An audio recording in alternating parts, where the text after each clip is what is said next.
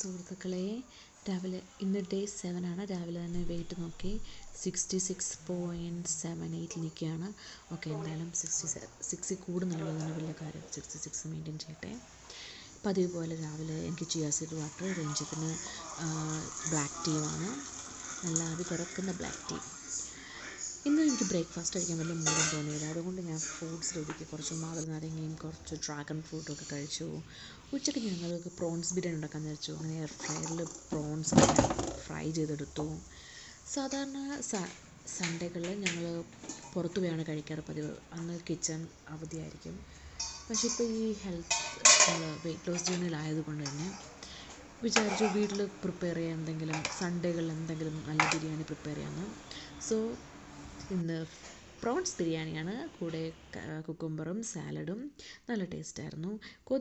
രാത്രി കഴിക്കണമെന്ന് വിചാരിച്ചു, കൊതി കാരണം രാത്രിയിൽ ഞാൻ കഴിച്ചു. കണ്ടില്ല എൻ്റെ സുന്ദരം കൊഞ്ചാന്ന്. പിന്നെ ലേറ്റായിട്ട് കിടക്കുന്നതിന് മുമ്പ് ഞാൻ നാളത്തേക്ക് സ്മൂത്തിക്ക് വേണ്ടി ഡ്രൈ ഫ്രൂട്ട്സ് എല്ലാം എടുത്ത് വെച്ചു. എനിക്കും രഞ്ജിത്തിനും സെപ്പറേറ്റ് 2 ബൗൾ എടുത്ത് വെച്ചു. എന്നിട്ട് അതിനകത്ത് ഞാൻ വെള്ളം ഒഴിച്ച് വെക്കും. ഇത് ഞാൻ സ്റ്റീൽ ഗ്ലാസ്സിലുള്ളതെന്ന് വെച്ച് കഴിഞ്ഞാൽ കുറച്ച് കിസ്മിസാണ്. അത് നാളെ ആ ഒഴിച്ച് വെച്ചിരിക്കുന്ന വെള്ളമെടുത്ത് ഞാൻ ചൂടാക്കി അതിനകത്ത് ചിയ സീഡ് ഇട്ട് കുടിക്കും. അത് ഗട്ട് ഹെൽത്ത് നല്ലതാണെന്ന് ഞാൻ റിസർച്ച് ചെയ്തപ്പോൾ കണ്ടു.